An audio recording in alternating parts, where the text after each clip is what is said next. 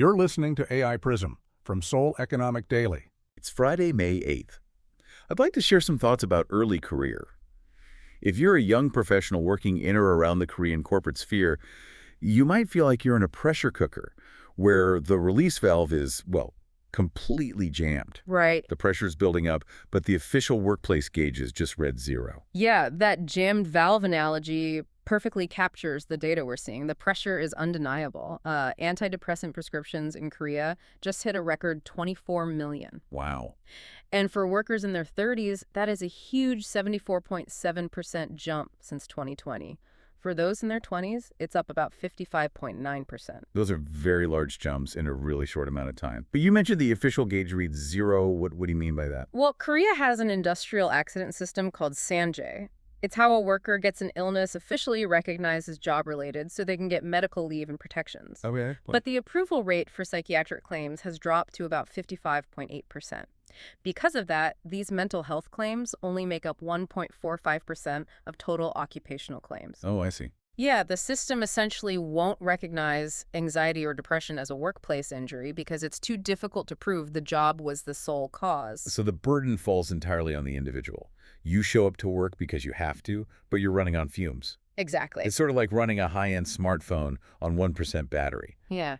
You are physically at your desk, but the hidden business cost of that presenteeism has to be staggering.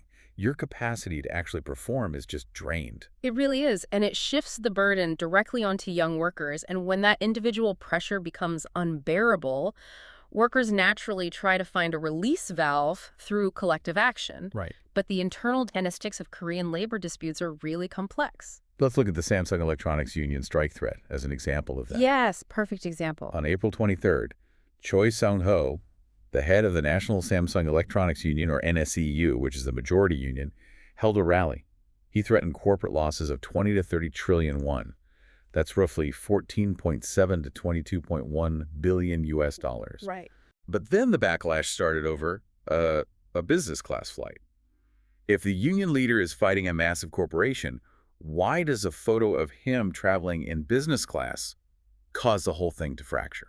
It comes down to how Korean labor law works. The union with majority membership legally represents the entire workforce in collective bargaining. Okay. The NSEU holds that power.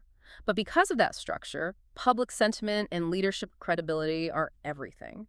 When Choi took personal leave and posted photos of himself in business class right after claiming the strike was severely hurting factory production. Oh, the optics were terrible. Exactly. It looks hypocritical to the public and the workers. It triggered a very swift backlash. A smaller, more company-friendly third union, known as Donghang, actually withdrew from the Joint Strike Committee entirely. Just over the photos. Well, they also cited coercive language from the NSEU leadership. But does this internal split prove that Korean labor disputes hinge more on public opinion and leadership credibility than just corporate demands? It certainly seems that way. Yeah, impartially speaking, if a majority union loses public and internal credibility, they lose their leverage.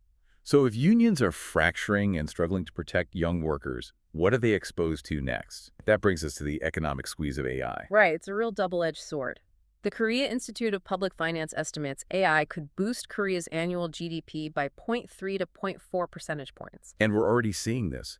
Kakao, the company behind Korea's ubiquitous KakaoTalk messaging app, is embedding agentic AI directly into their platform. Yeah, meaning the AI won't just chat with you, it acts as an agent to complete tasks on your behalf. And Kakao is seeing the benefits.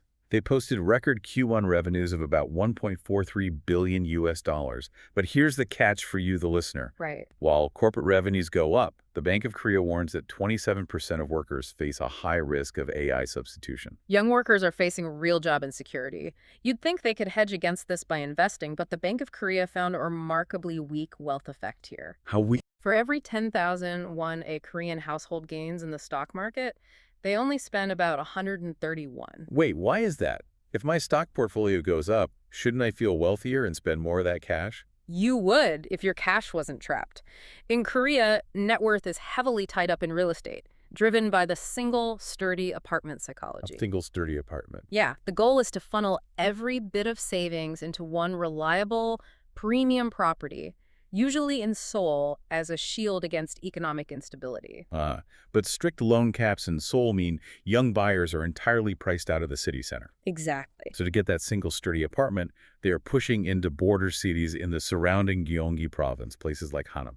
They have to drain all their liquid cash just to get on the property ladder outside the capital. Which leaves early career professionals with a really provocative question.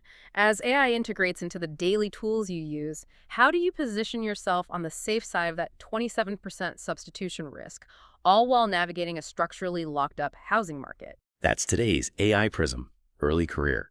This episode was produced with AI assistance based on Seoul Economic Daily reporting and reviewed by a human editor. AI Prism is a WAN-ARA award-winning series. We'll be back tomorrow. You've been listening to AI Prism from Seoul Economic Daily.